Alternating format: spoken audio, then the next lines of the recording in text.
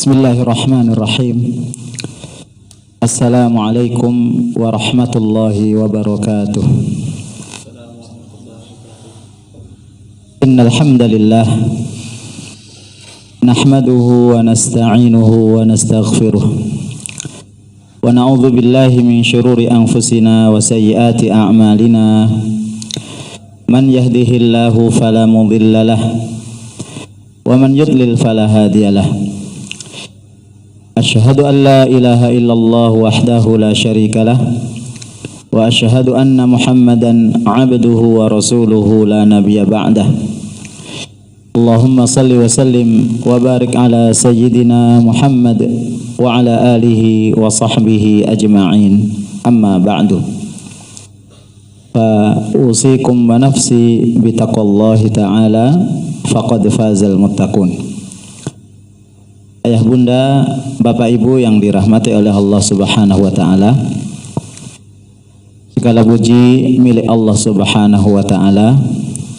Maka kita panjatkan rasa syukur kita kepada Allah, yang mana hingga saat ini Allah subhanahu wa ta'ala selalu memberikan kepada kita kenikmatan yang kita sadari atau tidak kita sadari, kita butuhkan atau merasa kita tidak butuh. Allah selalu melimpahkan kenikmatan itu kepada kita, sehingga setiap hari kita mengucapkan alhamdulillah. Kata-kata alhamdulillah itu adalah pujian tertinggi yang dialamatkan kepada Allah, beda dengan asyukru. Alhamdulillah itu rasa pujian kita kepada Allah, baik kita itu merasa diberi oleh Allah atau merasa tidak diberi, karena Allah itu selalu memberikan kepada kita. Sering kita itu bersyukur kepada Allah itu atau kepada orang lain kalau ada yang kita rasakan, sementara alhamdulillah itu kita rasakan atau tidak kita rasakan, kita sadari atau tidak kita sadari, Allah subhanahu wa ta'ala masih memberikan kenikmatan kepada kita yang tak terhingga dan tidak terputus. Salah satu kenikmatan yang mungkin jarang kita sadari adalah kita masih bisa istiqomah menjadi seorang muslim. Betapa banyak orang yang di pagi hari muslim, sorenya kafir, sorenya muslim, paginya kafir, paginya mengenal Allah, sorenya tidak, sorenya mengenal Allah, paginya tidak. Di saat dia bahagia tidak mengenal Allah, begitu ada musibah dia kemudian berbondong-bondong kepada Allah subhanahu wa ta'ala. Sementara kita insyaallah masih diberikan anugerah hidayah itu, dan itu adalah anugerah yang tertinggi, sehingga ketika kita minta kepada Allah subhanahu wa ta'ala, wa iyyaka nasta'in, dan hanya kepada Engkaulah kami memohon pertolongan ya Allah, ternyata yang kita mintai pertolongan pertama kali adalah ihdinas siratal mustaqim. Kita minta kepada Allah untuk selalu diberi petunjuk. Salawat serta salam mudah-mudahan tercurahkan kepada baginda Rasulullah sallallahu alaihi wasallam, yang beliau adalah menjadi suri tauladan bagi kita, baik di saat beliau bahagia, di saat beliau mendapatkan musibah, di saat beliau ada masalah. Rasulullah sallallahu alaihi wasallam adalah tauladan sebaik-baiknya dan sesempurna-sempurnanya, sebagaimana firman Allah dalam surat Al-Ahzab, laqad kana lakum fi rasulillahi uswatun hasanah liman kana yarjullaha wal yawmal akhir wa dzakarallaha katsira. Termasuk juga ketika kita diberi musibah oleh Allah, maka berkiblatlah kepada Rasulullah sallallahu alaihi wasallam, baik sikap beliau maupun ucapan beliau. Nah, hari-hari ini kita masih mendapatkan musibah berupa penyebaran virus corona yang pasti dan tidak pasti. Pasti virus itu ada, tapi tidak pasti, tidak tahu siapa di antara kita yang terkena, sehingga hal itu membuat kita was-was. Oleh karena itu, dalam kajian ini saya ingin menyampaikan beberapa poin penting kepada Bapak Ibu sekalian, ayah bunda yang dirahmati oleh Allah Subhanahu wa taala. Yang pertama, bahwasanya musibah seperti ini itu adalah musibah yang harus disikap positif oleh kita sebagai seorang muslim. Jadi memandang apapun itu lihatlah dari sisi keimanan, lihatlah dari sisi positifnya. Jangan melihat dari sisi negatifnya, jangan membuat kita itu mengeluh yang menyebabkan justru mental kita itu akan semakin jatuh. Bukankah Rasulullah sallallahu alaihi wasallam bersabda, "Ajaban di amril mu'min, inna amrahu kullahu khair, in asabahu sarra fasyakar fakana khairun lahu, wa in asabahu darra fasabar fakana khairan lahu, wa laisa dzalika illa lil mu'min." Sungguh aneh perkara orang mukmin itu, semua perkaranya itu kebaikan belaka. Walaisa illa lil mu'min, dan itu tidak ada kecuali orang mukmin. Ketika diberi kenikmatan, kelapangan, kemudian dia bersyukur kepada Allah, baik bagi dia. Dan apabila diberi kesempitan, diberi musibah, kemudian dia sabar, maka itu adalah kebaikan untuk dirinya. Dan itu tidak pernah terjadi kecuali bagi seorang mukmin. Maka seorang mukmin itu kondisi apapun selalu bahagia, selalu berseri-seri, selalu lapang dada, dan selalu menerima dan siap dalam kondisi apapun. Apalagi mohon maaf hanya sekedar tanda kutip musibah virus corona yang itu tidak ada apa-apanya dibandingkan dengan musibah yang Allah berikan kepada orang-orang sebelum kita. Mari kita lihat sedikit musibah yang Allah berikan kepada orang-orang sebelum kita. Ketika Nabi Nuh berdakwah ratusan tahun, maka wa ma amana ma'ahu illa qalil. Tidak ada yang beriman kecuali sedikit saja. Maka yang beriman itu mereka naik perahu, naik kapal, sementara yang kafir itu semuanya ditenggelamkan dan tidak ada satupun yang tersisa. Bisa bayangkan ya, satu perkampungan, satu kota di zaman Nabi Nuh semuanya tenggelam. Dan Allah menyelamatkan orang-orang mukmin. Dan bisa jadi kita ini adalah anak cucu dari orang-orang yang diselamatkan oleh Allah itu. Kemudian yang kedua, bagaimana Nabi Ayyub alaihissalam. Allah subhanahu wa ta'ala memberikan kepada beliau itu musibah yang sangat berat. Sampai orang-orang dekatnya itu menjauh dari beliau karena penyakit yang beliau derita. Maka sampai beliau kemudian mengatakan, anni massaniyad durru wa anta arhamur rahimin.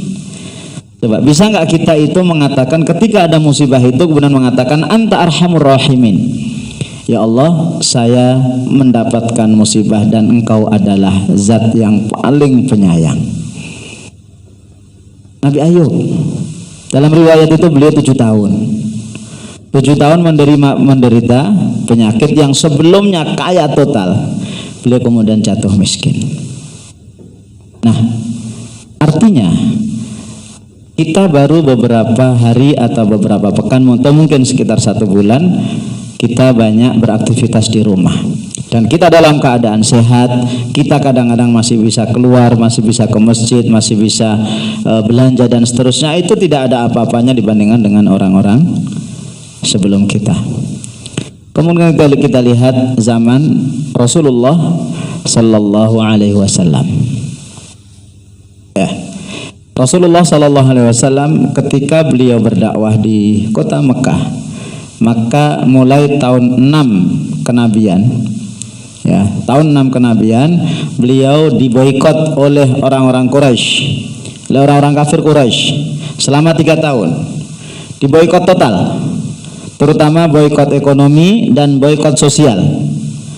Tidak boleh, ini instruksi dari orang-orang Quraisy, tidak boleh ada jual beli dengan orang mukmin, tidak boleh ada tegur sapa, tidak boleh tolong menolong. Total 3 tahun. Bahkan Rasulullah SAW yang lebih besar daripada itu, dua putri beliau yang bernama Ruqayyah dan Ummu Kulthum itu dicerai oleh suaminya, anaknya Abu Lahab. Uqbah dan Utaibah itu menceraikan. Bagaimana tidak sedihnya seorang orang tua anaknya dicerai oleh suaminya. Dan itu 3 tahun. 3 tahun al-muqata'ah, boykot secara total. Sehingga dalam waktu 3 tahun itu para sahabat itu makan apa adanya. Kita alhamdulillah apa-apa masih ada. Begitu kok mengeluh. Coba, dalam riwayat disebutkan para sahabat mengatakan apa yang keluar dari kemaluan belakang kami, dubur kami ketika buang air, warnanya sama dengan apa yang kami makan. Karena apa? Mereka memakan daun-daunan, sehingga yang keluar itu sama, yang masuk sama dengan yang keluar. Dan itu bukan sehari 2 hari, 1 bulan 2 bulan, bertahun-tahun. Bahkan ada sahabat sebuah riwayat itu ketika kencing di padang pasir, kemudian beliau melihat air kencingnya itu tidak rembes, tidak masuk. Kemudian dilihat ternyata ada potongan kulit. Kemudian dibawa pulang, kemudian dicuci bersih, kemudian dijemur. Setelah itu dimakan. Nanti bisa bayangkan bagaimana sulitnya kondisi seperti itu. Kemudian kita lihat juga para tokoh kita, kaum muslimin, baik yang ada di dalam negeri maupun di luar negeri, mereka yang kadang-kadang dan bahkan seringnya tidak salah, tapi divonis salah oleh pengadilan. Kemudian mereka masuk penjara. Lihat penjara Mesir, lihat penjara Palestina, dan lihat beberapa penjara di Indonesia. Mereka adalah orang-orang yang secara hukum syariat tidak salah, tapi diperlakukan salah oleh rezim. Kemudian mereka dimasukkan, mereka masuk. Tapi apa yang terjadi? Mereka bisa mengubah penjara itu menjadi semacam pondok pesantren, dan keluarlah para ahli Quran, para hafidh, para penghafal Quran, para penghafal hadis. Itulah orang mukmin. Ya, inna amrohu kullahu khair. Semua yang menimpanya itu adalah kebaikan belaka. Jadi tidak ada celah bagi seorang muslim itu untuk mengeluh. Ya, tidak ada celah bagi seorang muslim untuk mengeluh, apalagi putus asa. Mengeluh saja tidak boleh, apalagi putus asa. Karena putus asa itu bukan sifat orang mukmin. Wala tayasu mir rauhillah innahu la yayasu mir rauhillahi illal qaumul kafirun. Dan janganlah kalian itu berputus asa dari rahmat Allah. Tidak ada yang berputus asa dari rahmat Allah kecuali al-kafirun, orang-orang kafir. Kenapa orang-orang kafir itu putus asa? Karena mereka tidak mengenal Allah. Mereka tidak mengambil hikmah daripada musibah itu. Sehingga apa? Mereka itu hanya menampakkan kelahiriannya aja. Yang lahiriah, yang nampak itu yang mereka nilai. Sementara di balik itu mereka tidak bisa melihat. Sehingga Allah Subhanahu wa taala dalam ayat yang lain mengatakan, in takunu ta'lamun fa innahum ya'lamun wa tarjuna minallahi ma la yarjun. Jika kalian merasakan kepedihan, mereka orang-orang kafir itu juga merasakan kepedihan, tapi kalian mengharapkan dari Allah apa yang mereka tidak harapkan. Sehingga nafas orang mukmin itu jauh lebih panjang daripada nafas orang kafir. Orang kafir itu taunya hanya duniawi, taunya hanya yang terlihat. Sementara yang tidak terlihat itu mereka tidak mengimaninya. Maka musibah ini seharusnya dipandang positif, dan ini adalah rahmat. Nah, musibah ini adalah rahmat dari Allah Subhanahu wa taala yang Allah turunkan kepada kita. Coba ada nggak di antara kita yang berani mengatakan virus corona itu adalah rahmat? Rata-rata adalah bala, mengatakan rata-rata bala, rata-rata bikin celaka, bikin ekonomi jatuh, bikin macam-macam. Tapi bagi seorang mukmin ini adalah rahmat yang Allah turunkan kepada kita. Seorang ulama namanya Ibnu Hajar Al-Asqalani sampai membuat buku judulnya Badlul Ma'un fi Fadlit Ta'un. Coba bayangkan. Sementara penyakit ta'un itu jauh lebih besar dan lebih dahsyat daripada sekedar virus corona. Ta'un itu kalau orang kena, itu salah satu cirinya di bawah ketiak itu memar merah, semacam bisul, kemudian membuat orang itu panas dingin. Pagi kena, sore mati, sore kena, pagi mati, paling lama dia bisa bertahan 3 hari. Bahkan ketika Ibnu Hajar menulis buku itu karena apa? 3 anak perempuan, 2 anak perempuan yang 1 laki itu meninggal. Zain, Jamilah dan salah satunya itu meninggal dunia. Kemudian beliau menulis.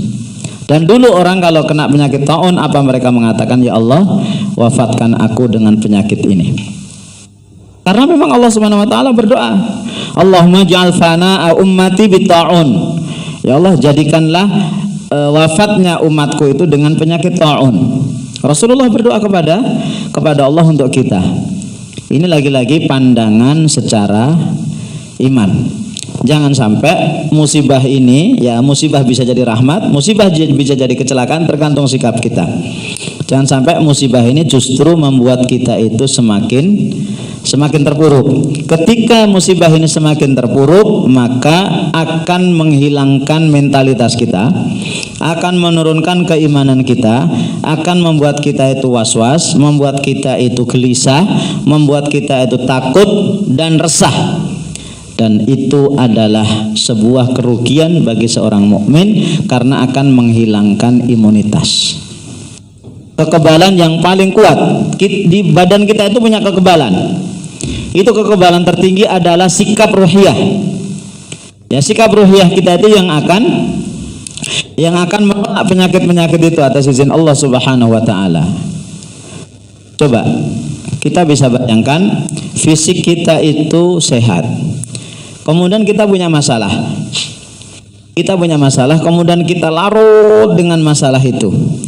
Maka semakin hari semakin membuat kita itu tidak nyaman.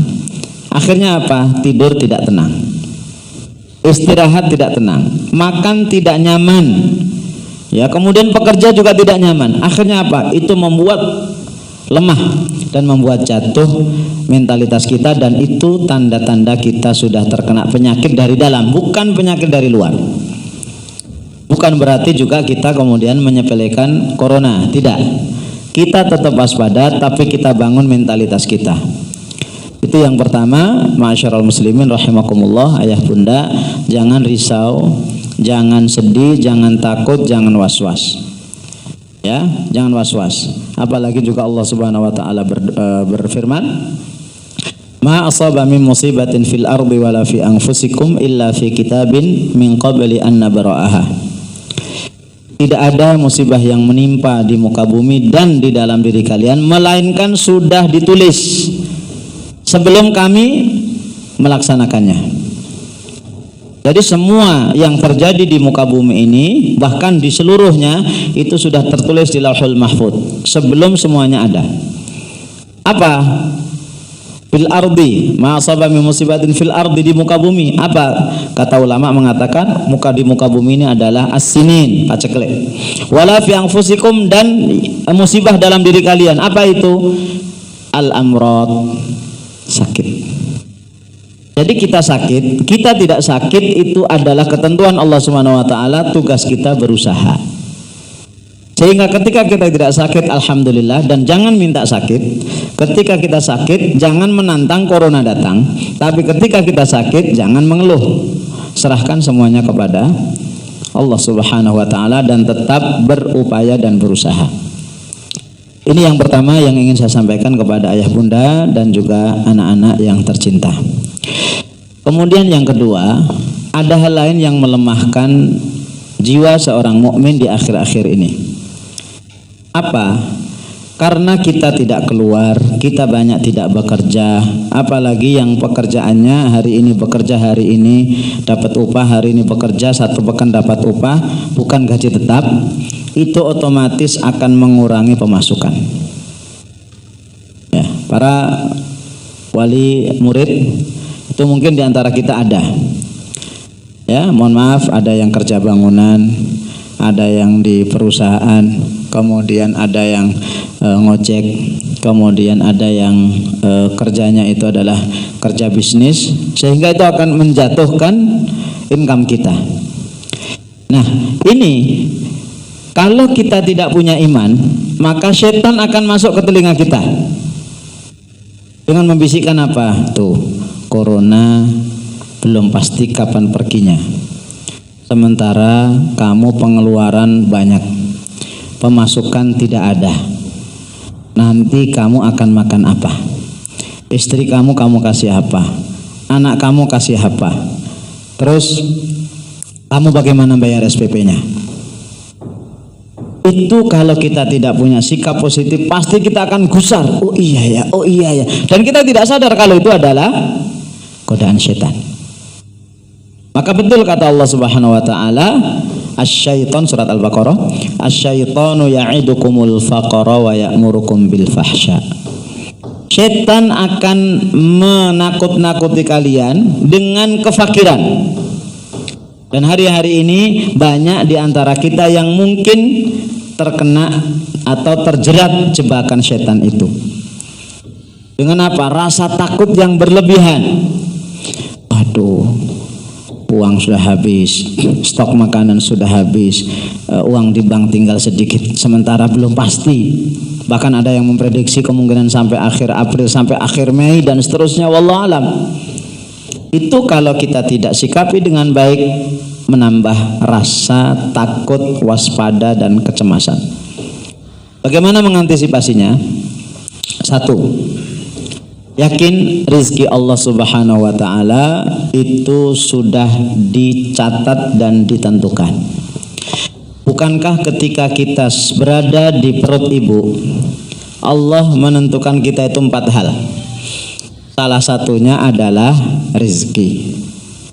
Ya, salah satunya adalah rizki. Dan rizki itu tidak akan kemana. Rizki itu tidak akan kemana. Rizki itu sudah Allah catat dan Allah tentukan, dan tidak salah alamat. Tidak salah alamat.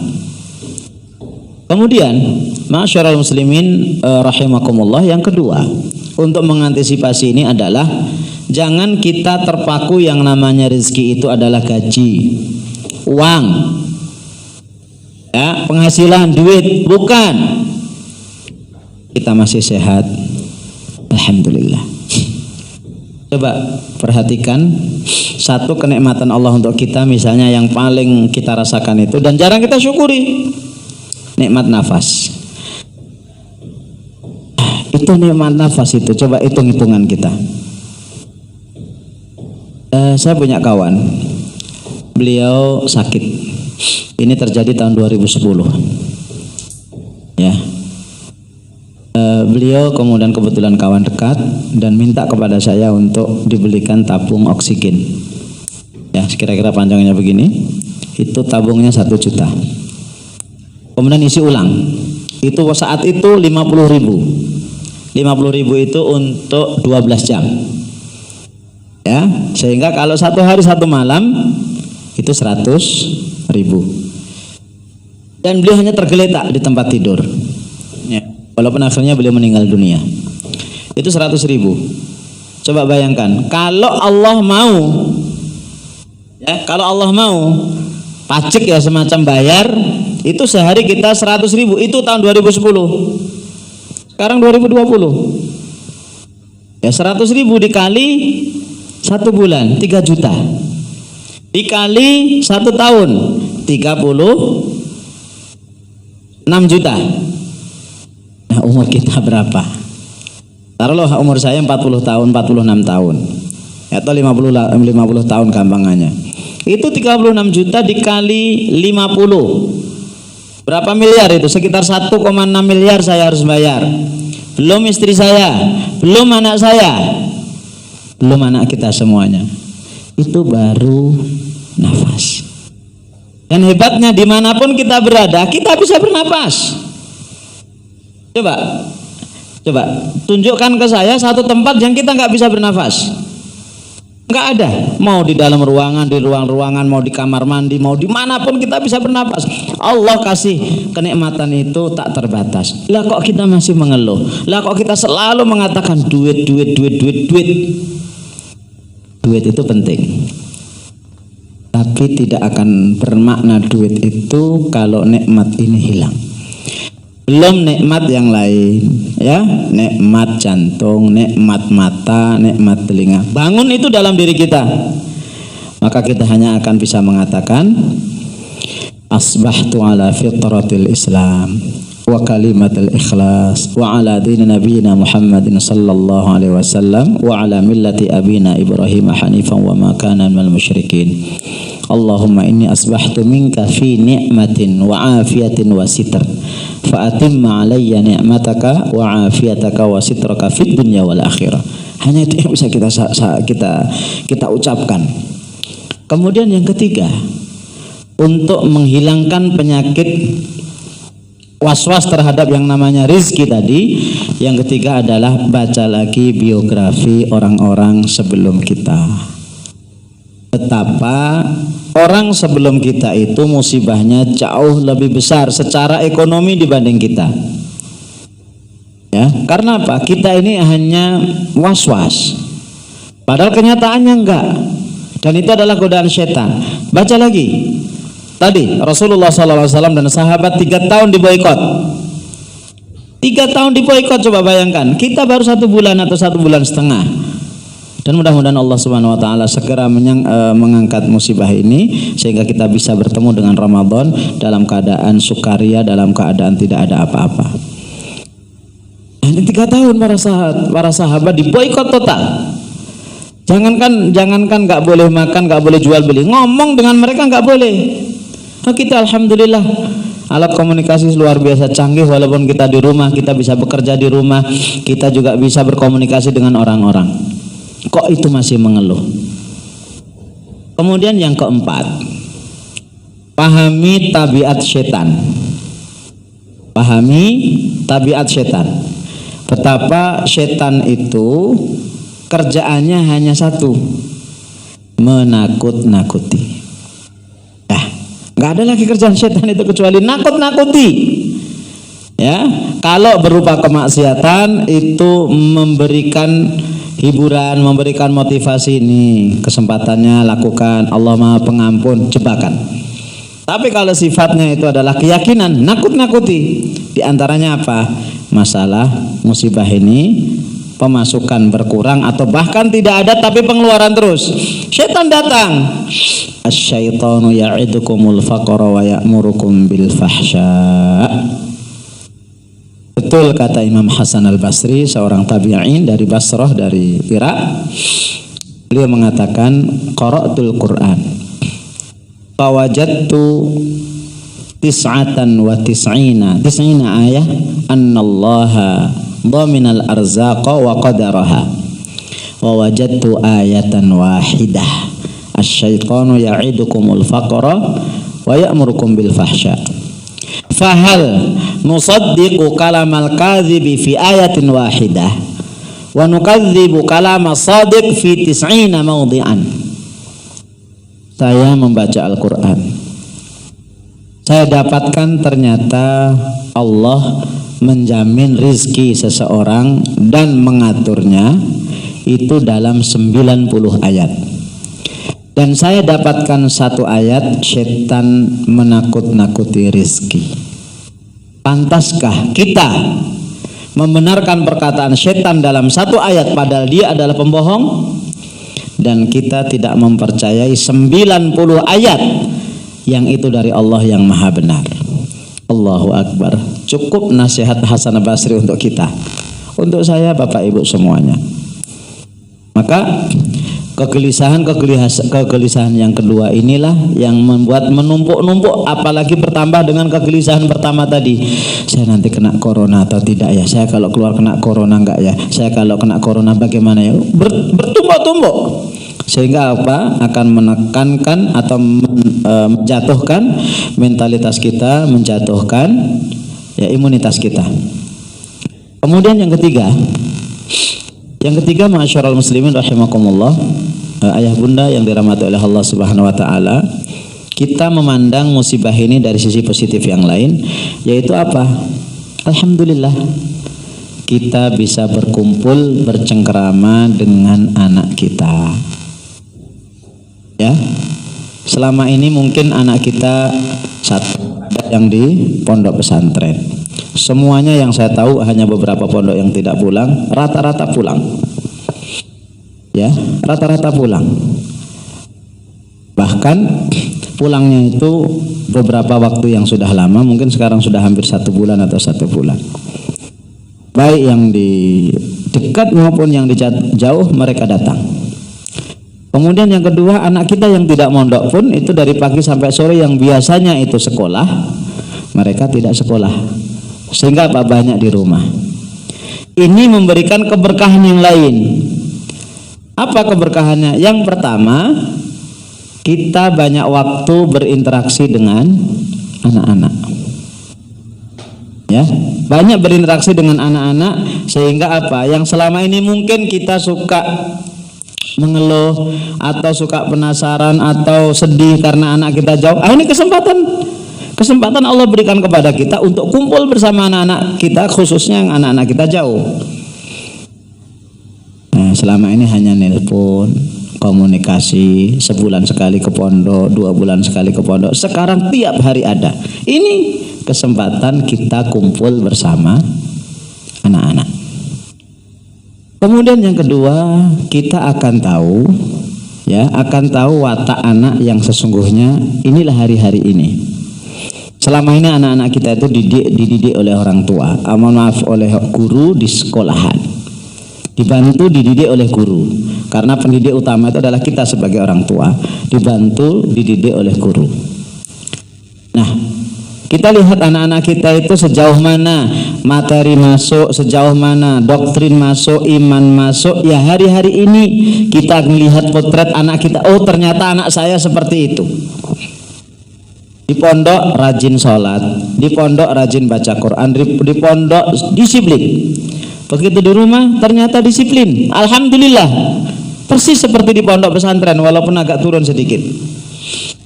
Ya, di sekolahan yang tidak mondok pagi berangkat sekolah, kemudian sholat duha di sekolahan, sholat zuhur, sholat asar berjamaah dan seterusnya. Begitu tidak ke sekolahan, ternyata anaknya mirip dengan yang di sekolah. Alhamdulillah, itu anak-anak kita. Atau mungkin ada anak kita yang jauh berubah. Di pondok rajin, ternyata di rumah pekerjaannya hanya 1, tidur. Yang kedua, makan. Yang ketiga, megang HP. Sedih kita kan? Termasuk anak-anak kita yang tidak mondok sekalipun itu susah diatur. Maka apa yang harus kita lakukan? Nah, apa yang harus kita lakukan? Mungkin anak saya, anak bapak ibu semuanya ada yang seperti itu. Ya, subuh dibangunin berkali-kali nggak bangun-bangun. Zuhur seperti itu, asar seperti itu, membantu pekerjaan rumah tangga itu kalau disuruh kadang mau, kadang enggak, kadang ngambek, kadang marah, kemudian suka keluar, semacam-macam. Nah, kalau seperti itu apa yang kita lakukan? Allah tetap memberikan jalan keluar. Ya, yang pertama, rasakan begitulah beratnya menjadi seorang guru. Ya, betapa menjadi seorang guru itu berat. Kita baru sebulan setengah mendidik mereka di rumah, ternyata berat. Apalagi guru yang bertahun-tahun mendidik mereka jauh lebih berat. Dari situlah akan terbangun dalam diri kita yang namanya menghormati para guru. Bapak Ibu yang dirahmati oleh Allah Subhanahu wa taala, dengan kita membersamai anak-anak akan terasa betapa berat jadi guru itu. Betapa berat jadi pendidik. Betapa berat menjadi ustadz. Dan itulah beratnya ustadz di pondok pesantren, di sekolahan-sekolahan. Maka tidak ada yang layak kita lakukan di hari-hari ini melainkan mengucapkan, ya Allah, ternyata berat mendidik anak. Ternyata berat menjadi guru, ternyata berat menyuruh dan mendidik anak sendiri.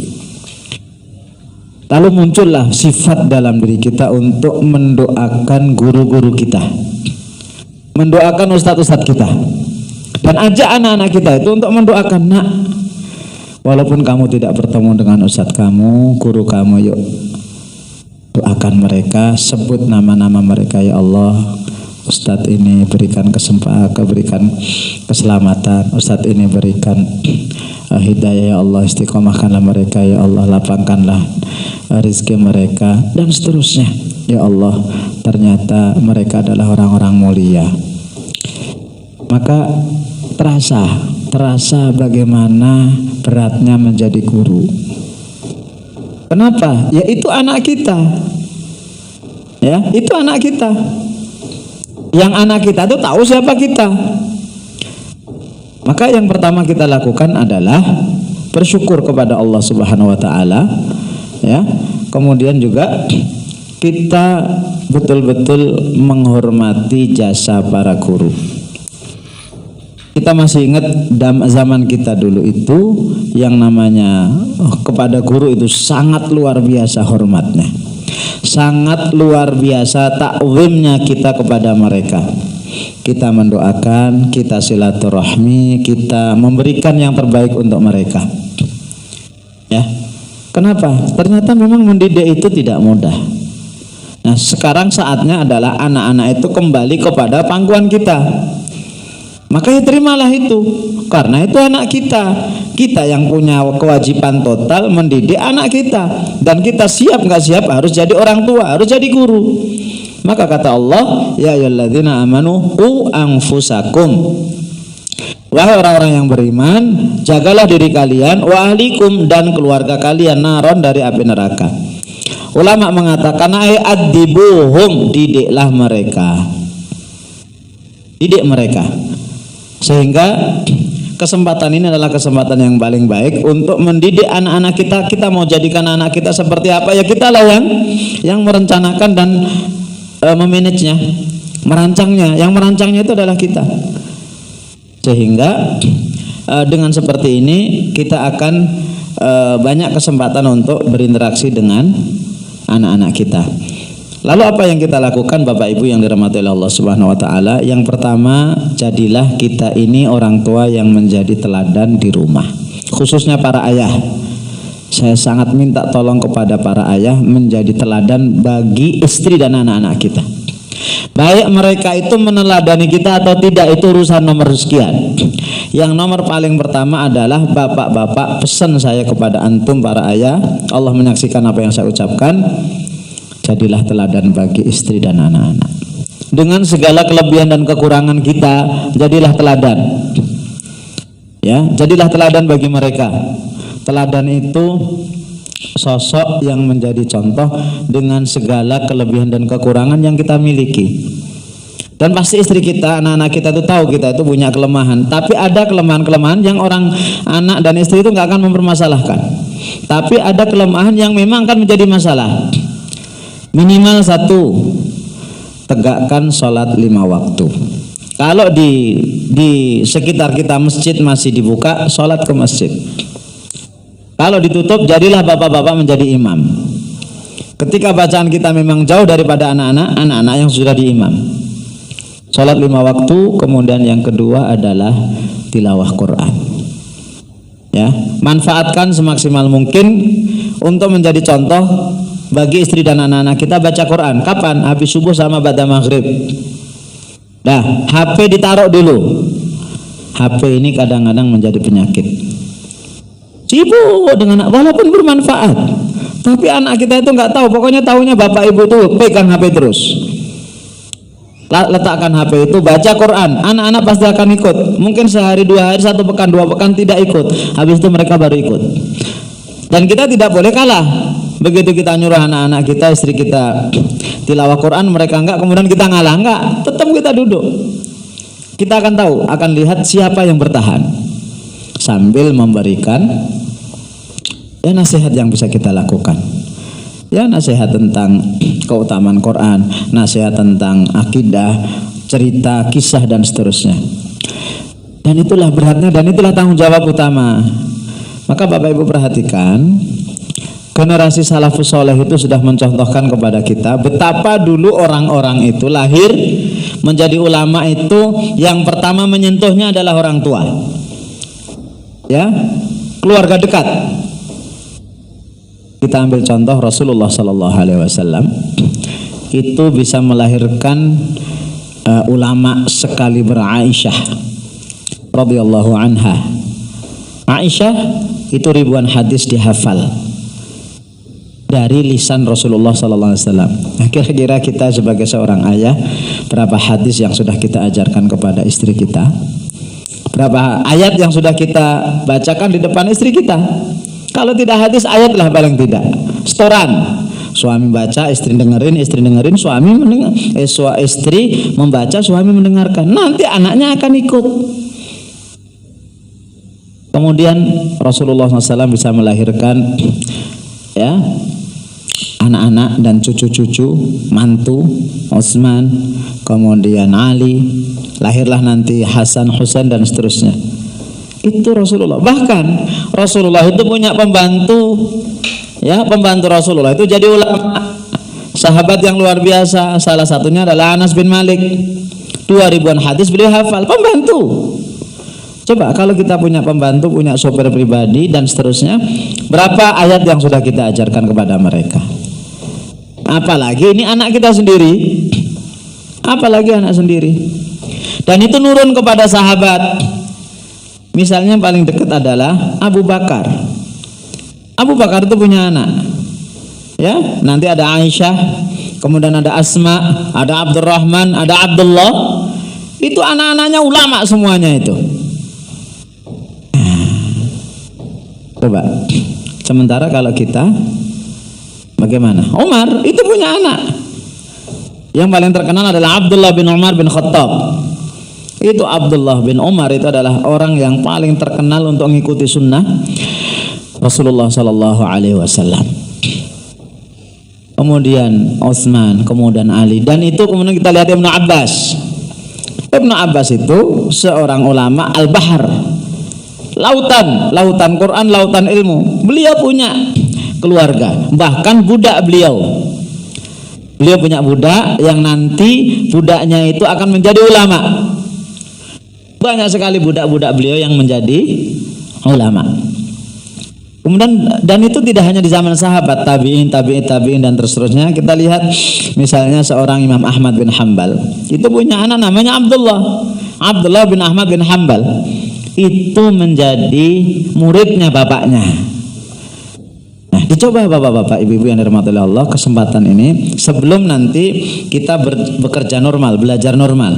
Ini kesempatan jadi latihan jadi guru, latihan jadi ustadz, latihan jadi pendidik.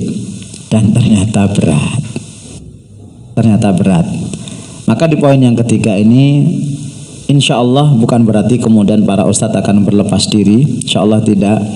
Ustadz-ustadz di Darul Fatah itu akan tetap memantau Bapak Ibu yang bisa dipantau. Kemudian mereka juga akan bertanya baik dari WhatsApp, kemudian video dan seterusnya dengan peralatan yang bisa kita manfaatkan.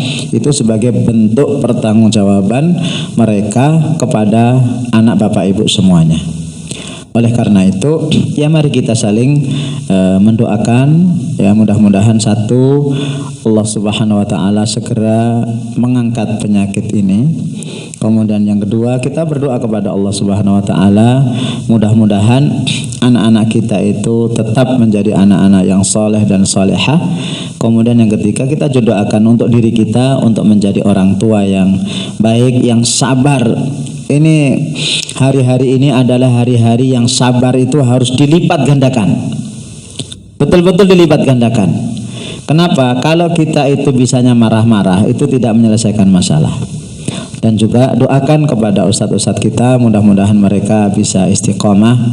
Kemudian mereka juga bisa selalu membersamai putra-putri Bapak Ibu sekalian, dan juga tentunya kita sebagai seorang muslim kewajiban kita sebagai seorang orang tua dan juga sebagai anak dan juga sebagai guru, sama-sama kita penuhi kewajiban-kewajiban kita. Insya Allah Allah akan memberikan yang terbaik untuk kita, berikan yang terbaik untuk umat, berikan yang terbaik untuk anak. Allah pasti akan memberikan yang terbaik untuk kita. Jangan terlalu perhitungan. Insya Allah Allah akan segera membuka dan mengangkat penyakit ini sehingga kita akan bisa berjalan kembali secara normal. Dan seandainya masih ada beberapa hari lagi, pekan lagi seperti ini, kita nikmati, karena itu adalah sifat seorang muslim. Ini yang bisa saya sampaikan. Mudah-mudahan bermanfaat dan mudah-mudahan Allah Subhanahu wa taala mempertemukan kita kembali di lain waktu. Aku qouli hadza, mohon maaf atas segala kekhilafan. Subhanakallahumma wa bihamdika asyhadu an la ilaha illa anta astaghfiruka wa atubu ilaik. Assalamualaikum warahmatullahi wabarakatuh.